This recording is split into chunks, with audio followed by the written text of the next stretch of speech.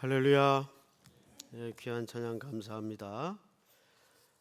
오늘은 레위기 7장 화목제물에 대해서 여러분들과 말씀을 좀 나누겠습니다. 지금 우리는 5대 제사를 살펴보면서 첫 번째 큰 부분이 일반 백성들은 어떻게 또 왜 무엇을 목적으로 제사를 드리는가에 대한 설명이 1장서부터 5장이었어요. 그리고 6장, 7장 두 장에 걸쳐서는 그 제사를 준비하는 제사장들은 어떻게 준비하고 또 어떻게 제사를 드리는가에 대한 2차적인 설명입니다. 오늘은 어쩌면 가장 중요한 제사 중에 하나인 화목제에 대해서 제사장들은 어떻게 이해를 가져야 되는가에 대해서 설명을 좀 드리겠습니다. 11절을 한번 볼까요? 여호와께 드릴 화목제물의 규례는 이러하니라. 만일 그것을 어떻게 드리도록 되어 있죠? 감사함으로 드리려면 이렇게 되어 있어요. 자, 여러분, 화목제물의 제사를 드리는 데에는 세 가지 측면이 있습니다. 첫 번째 가장 큰 측면이 감사의 측면이에요. 그래서 여기 감사로 드리려면 이렇게 되어 있죠. 그리고 두 번째 측면이 서원하여 드릴 때 측면이 있어요. 그다음에 마지막 세 번째 측면이 자원으로 드리는 측면이 있습니다. 그래서 화목 제사의 제물을 드릴 때는 세 가지 관점이 있구나. 첫 번째는 감사함으로 드린다. 두 번째는 서원함으로 드린다. 마지막 세 번째는 자원함으로 드린다. 오늘 이 세 가지 설명이 다 될진 모르겠습니다만 우선 하나씩 설명해 나가도록 하겠습니다. 그럼 여기서 감사함으로 드리려면 이라는 말이 무슨 뜻일까? 이 말을 보니까 토다라고 되어 있어요. 토다. 한번 따라서 하십시다. 토다. 이 말은 원래 사실 감사라는 번역보다는 그분을 인정하다 또는 그분을 노래하고 찬양하다라는 뜻입니다. 성경에는 원래 하나님에 대한 예배의 가장 적극적인 표현이 찬양입니다. 여러분 찬양 많이 하십시오. 찬양이에요. 그리고 소극적인 태도가 감사입니다. 그러니까 사실 감사보다 더 높은 표현이 찬양하는 걸로 돼 있어요. 그래서 원래 이 토다라는 말은 그분을 즐거워하고 노래하다. 그리고 하나님께서 우리를 창조하신 목적도 이사야에 보면 뭐라 그랬죠? 우리를 지으신 목적은 피조물로 하여금 창조주 하나님을 찬송토록 하기 위해서 우리를 창조하셨다고 되어 있어요. 그만큼 하나님을 찬양하는 것은 그분을 감사하는 것인데 어떻게 해야 감사가 나올까요? 모든 삶의 구체적인 영역에 대해서 그분을 인정하는 태도입니다. 인정이 감사로 드려지고 그 감사가 적극적으로는 뭘로 터져 나오죠? 찬양으로 터져 나오는 거예요. 자, 그러면 신약에서는 이 화목 제물에 대해서 우리를 어떻게 이해했는가? 우리가 한 절만 더 살펴보고 말씀을 좀 찾아보도록 하겠습니다. 12절을 좀 보십시다. 만일 그것을 감사함으로 드리려면 어떻게 드려야 되는가? 기름 섞은 무교병과 기름 바른 무교전병과 고운 가루에 기름 섞어 구운 과자를 그 감사제물과 함께 드리고 13절 다 같이 시작. 또 유교병을 화목제 감사제물과 함께 그 예물로 드리되. 네, 거기 보니까 또 유교병을 화목제의 감사제물과 함께 그 예물로 드리다. 이 특징이 뭐냐면 화목제물은 무교병을 드리도록 되어 있는데 다른 제사와는 달리 다른 제사는 그냥 무교병만 드리면 돼요. 근데 이 화목제물은 무교병을 드리면서 동시에 무엇도 함께 드리도록 돼 있죠? 유교병을 함께 드리도록 돼 있어요. 자, 그러면 무교병은 뭘 얘기하는 것이고 왜 다른 제사와는 달리 유교병을 또 같이 드려야 되는가? 우선 무교병은 누룩 없는 떡을 얘기합니다. 그럼 반대로 유교병은 뭐 있는 떡일까요? 그렇죠. 누룩 있는 떡을 얘기합니다. 여기서 누룩 없는 떡은 우리가 일관되게 레위기 전체를 통해서 누구로 소개받았는가 하면 예수 그리스도로 소개받았어요. 그러니까 예수 그리스도가 뭐 없는 떡입니까? 누룩 없는 떡이에요. 그분은 누룩 없는 떡으로 이 땅에 오셨어요. 자, 그러면 반대로 유교병은 누룩 있는 떡인데 누룩 있는 떡은 누구를 말하는 걸까요? 예수님께서 성경 전체에 걸쳐 항상 이 누룩 있는 것을 삼가 주의시키고 조심하라 그랬어요. 그런데 누룩 있는 유교병 같은 존재는 우리를 가리킵니다. 우리를 가리켜요. 자, 그러면 왜 화목제물은 무교병이라는 떡과 유교병인 우리를 같이 상징하는 떡을 두 개가 같이 드리도록 되어 있을까요? 간단해요. 예수님께서는 무교병 같은 누룩 없는 떡이신데 자기와 우리를 한 묶음 하셔서 대신 우리의 허물을 누룩 같은 누룩이 가득한 인생을 한 묶음해서 십자가라는 제단에 우리를 같이 자신이 죽을 때 그 안에 우리의 죄를 육의 사람을 같이 죽이신 겁니다. 자, 그 얘기를 신약이 이렇게 설명합니다. 로마서 5장을 한번 열어보십시다. 로마서 5장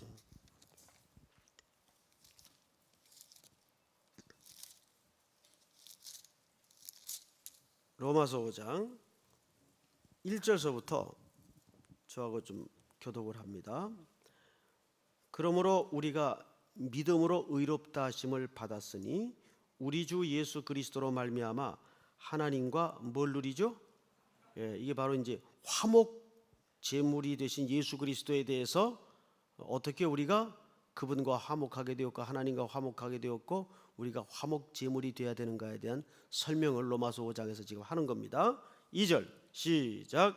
또한 그로 말미암아 우리가 믿음으로 서 있는 이 은혜에 들어감을 얻었으며 하나님의 영광을 바라고 즐거워하느니라. 여기 잘 보세요. 우리가 믿음으로 서 있는 이 은혜에 들어감을 얻었으며 하나님의 영광을 바라보고 어떻게 해요? 즐거워한다 그랬어요. 자, 즐거워하는 자는 뭘 하게 돼 있죠? 감사 내지는 또 다른 말로는 찬양을 하도록 돼 있어요. 3절 다만 이뿐 아니라 우리가 환난 중에도 또 뭐 하죠? 즐거워하나니 이는 환난은 인내를 시작. 인내는 연단을 연단은 소망을 이루는 줄 알미로라. 소망이 우리를 부끄럽게 하지 아니함은 우리에게 주신 성령으로 말미암아 하나님의 사랑이 우리 마음에 부음바 됨이니 시작. 우리가 아직 연약할 때에 기약대로 그리스도께서 경건하지 않은 자를 위하여 죽으셨도다. 자, 우리가 아직 연약할 때 언약대로 그리스도께서 경건하지 않은 불의한 자들을 위해서 죽으셨다고 말이에요.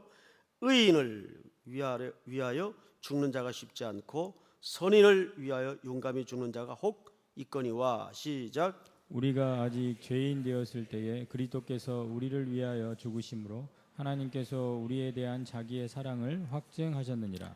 그러면 이제 우리가 그의 피로 말미암아 의롭다 하심을 받았으니 더욱 그로 말미암아 진노하심에서 구원을 받을 것이니 시작.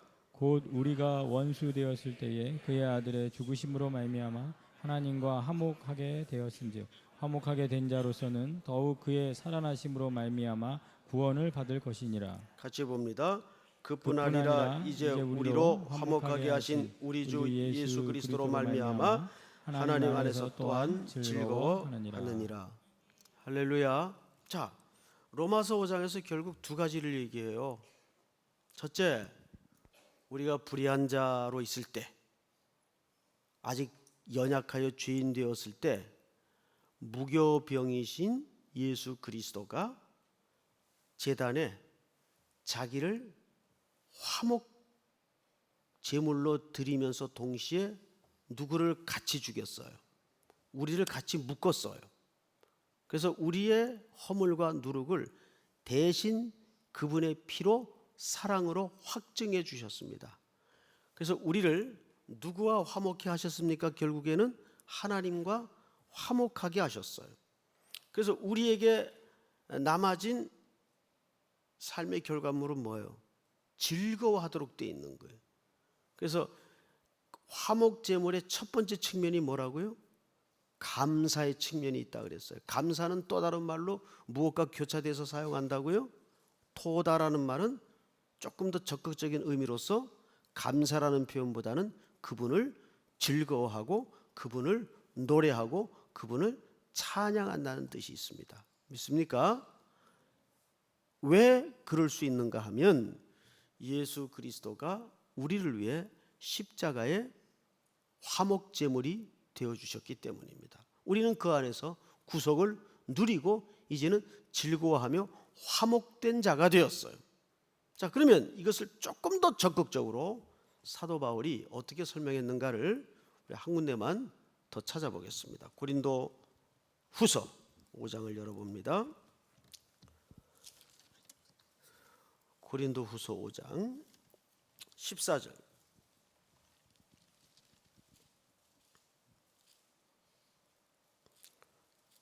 역시 몇 절만 더 교독을 합니다. 그리스도의 사랑이 우리를 강권하시는도다.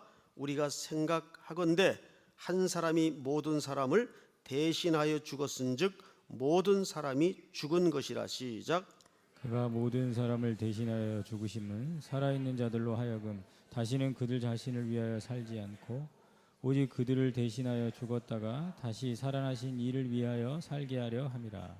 예, 그분이 우리를 위해 죽으신 것은 우리도 그분이 이타적인 삶의 원리를 가지고 남을 위해 죽었던 것처럼 우리도 누구를 위해 살도록 하기 위해서예요.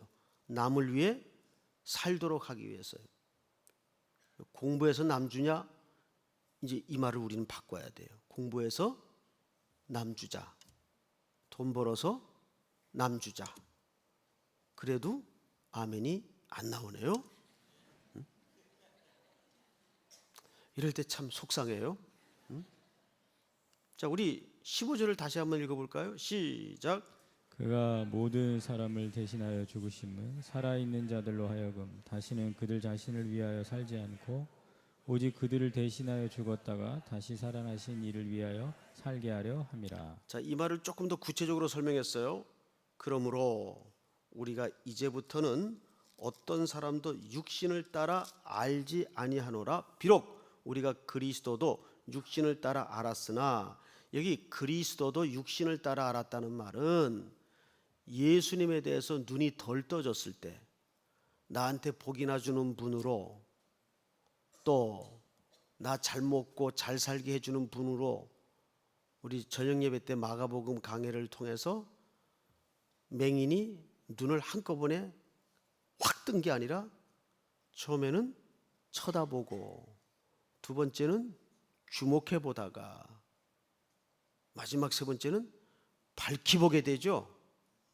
그렇게 점진적으로 눈이 열어지듯이 우리도 처음에 예수님 믿을 때는 그분 믿으면 병 고친다는데, 그분 믿으면은 복 받는다는데, 다 집산되는데, 그래서 교회 집사들이 많나, 뭐 이런 엉뚱한 생각들을 할 수가 있죠.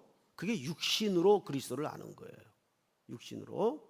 자, 그런데 17절, 그런즉 누구든지 그리스도 안에 있으면 새로운 피조물이라 이전 것은 지나갔으니 보라 새 것이 되었도다. 18절 시작. 모든 것이 하나님께로서 났으며 그가 그리스도를 말미암아 우리를 자기와 화목하게 하시고 또 우리에게 화목하게 하는 직분을 주셨으니. 할렐루야.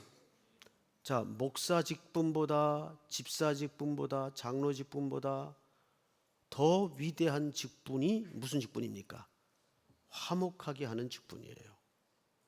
자, 이 화목하게 하는 직분은 하나님의 아들 예수 그리스도의 은혜로 구속받은 모든 백성들에게 누구나 주어지는 최고의 직분이 화목하게 하는 직분이에요. 그래서 마태복음 5장에서도 화평케 하는 자는 복이 있나니, 원래 순서는 이렇게 돼 있죠. 복이 있도다 화평케 하는 자여 저희가 하나님의 아들이라 일컬음을 받을 것이요. 그러니까 그것은 화평케 해야 하나님의 아들이 된다는 복을 누린다 그 말이 아니에요. 복 있는 자가 화평케 되는 자예요. 거꾸로예요. 어느 게 더 근본적인 거예요. 그 복은 조건절이 아니에요. 원천적인 복을 얘기합니다. 자, 그래서 우리에게 이 화목하게 하는 직분을 맡기셨어요. 그리고 19절을 보십시다. 다 같이 시작. 곧 하나님께서 그리스도 안에 계시사 세상을 자기와 화목하게 하시며 그들의 죄를 그들에게 돌리지 아니하시고 화목하게 하는 말씀을 우리에게 부탁하셨느니라. 아하, 화목하게 하는 직분은 뭘 하는 거냐? 우리에게 뭘 맡겼다고요? 화목하게 하는 뭘 맡겼어요? 말씀을 부탁하셨느니라. 자, 이 말을 오늘 레위기에서 어떻게 구체적으로 했는가를 한번 보십시다. 자, 레위기 7장으로 다시 가보세요. 보시면 15절 감사함으로 드리는 화목제물의 고기는 드리는 그날에 먹을 것이요 조금이라도 이튿날 아침까지 두지 말 것이니라. 그러나 그의 예물의 제물이 서원이나 자원하는 것이면, 자, 여기 보세요. 아까 화목제물에는 세 가지 측면이 있다 그랬어요. 감사의 측면이 있어요. 지금까지 말씀드린 내용이에요. 이 감사의 기초는 예수 그리스도의 죽음, 그분의 대속이 우리 감사의 기초예요. 그래서 항상 성경에서도 감사라 할 때는 유카리오스라는 말은 그리스도의 죽음을 기억하라는 뜻입니다. 그 원래 뜻이. 거기서부터 우리에게 진정한 감사가 터져나와요. 우리는 저 사람은 10평 사는데 난 그래도 11평 살잖아, 이런 감사는 기독교가 요구하는 감사의 덕목이 아닙니다. 그거는 기독교의 이름으로 포장하지 않아도 세상 사람도 그런 상대적 감사는 누구나 할 수 있어요.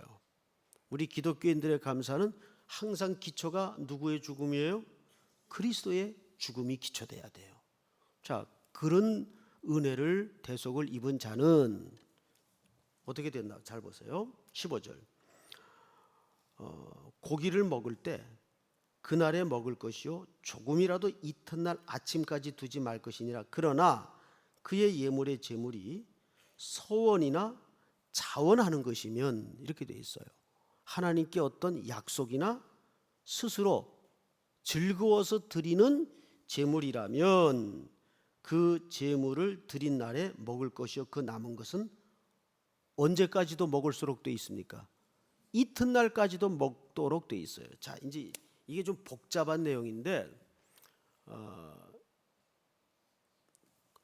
이 성경 속에 특별히 레위기는 딱 한 단어로 정의를 하자면 무슨 단어로 정리할 수 있다 그랬죠? 거룩. 그렇죠?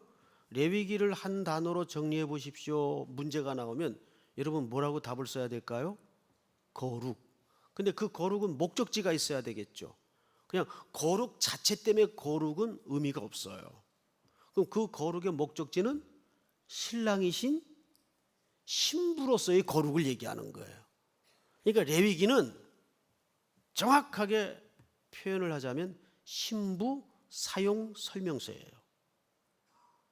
그만큼 구체적으로 섬세하게 꼼꼼하게 그리스도의 신부는 어떻게 단장을 해야 되고, 입술은 어떻게 바르고 다녀야 되고, 눈썹은 어떻게 아이라인을 그려야 되고, 이렇게 맞나요? 아이라인이 뭐 그냥 주소 들은 거라 정확한지는 모르겠어요.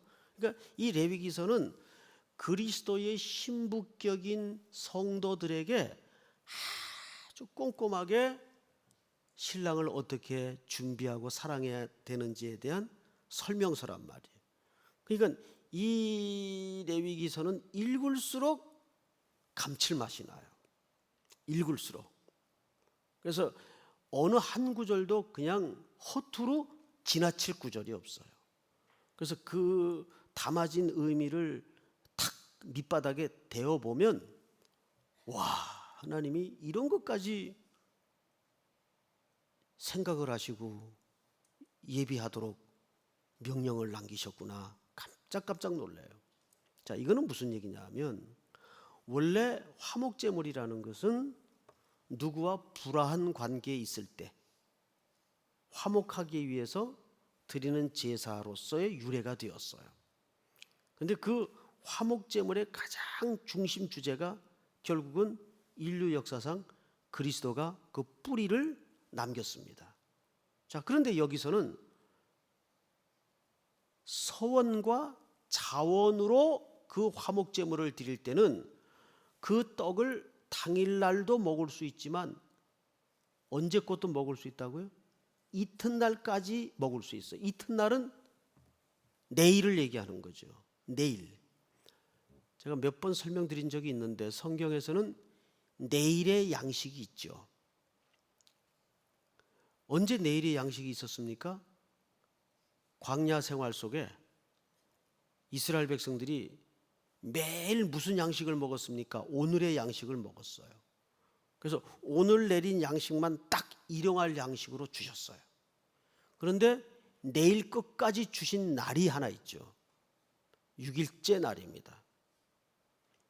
안식일 날은 하늘에서 떡이 내리지 않으니까 내일 것까지 주셨어요. 그래서 내일의 양식은 무슨 날 겁니까? 안식일 거예요. 그럼 안식일의 주인이 누구세요? 예수님이세요. 그럼 내일의 양식은 누구를 가리키는 겁니까? 예수님을 가리키는 거예요. 그 히브리 말에는 원래 내일과 오늘이 시간적으로 별 구분이 없어요. 내일의 양식이 곧 오늘의 양식일 수도 있어요. 그러니까 여기 떡을 우선 제사장들이 먹도록 되어 있는 것은 뭐냐 하면 모든 성도들은 누구를 양식으로 살아야 된다는 얘기일까요? 예수님이 오늘을 사는 복이 되고 양식이 되어야 된다는 말이에요. 여러분들이 오늘도 비즈니스 현장에서 일터에서 또 장사하는 가운데 믿지 않는 자들에게 저분이 사는 힘은 예수님이구나. 그러니까 사람은 양식으로 힘이 되지 않습니까? 불신자들이 여러분들의 삶을 이렇게 곁눈질해 볼 때, 저 김아무개가 사는 힘은 정말 예수님이구나. 그러면 자연스럽게 그런 모습이 드러나고 비춰질 때 그 사람에게도 하늘 양식 예수님이 소개가 되는 거예요? 안 되는 거예요? 소개가 되는 거예요. 우리식으로 표현하자면 나누어지는 거예요. 오늘 그 얘기를 하는 겁니다. 그러니까 예수로 양식 삼는 사람들은 그 양식을 혼자 먹어서는 안 돼요. 그거를 나눠줘야 돼요. 누구에게 나눠줘야 될까요? 그 양식이 참된 양식인 줄 알지 못하는 사람들에게. 세상 사람들은 뭘 양식으로 알고 있죠? 돈이 힘이에요. 돈이 양식이에요. 그래서 돈 떨어지면 사람들은 죽잖아요. 그렇죠? 그런데 돈은 있다가 우리 곁을 떠나도 우린 그것 때문에 죽을 이유가 없어요. 왜? 그게 내 양식이 아니니까. 우리 양식은 돈이 아니라 누구입니까? 예수님이 내 양식이니까. 돈 때문에 죽고 사는 일은 우리 인생에 벌어져서는 되지도 않고 그럴 수가 없어요. 그걸 나 스스로도 경험하면서 믿지 않는 자들에게 그 삶의 그림을 보여야 된다 그 말이에요. 이것이 화목제사 속에 담아진 중요한 메시지입니다. 믿습니까? 오늘도 예수로 양식 삼는 화목자가 되어서 이 땅에 그리스도와 하나님과 불목한 상태에 있는, 관계가 끊어진 상태에 있는 그 불신 영혼들을 하나님께로 화목케 하는 직분자로서 하루의 위대한 일상이 되기를 주의 이름으로 축복합니다. 우리 기도합시다. 오늘 세 가지를 위해서 기도합니다.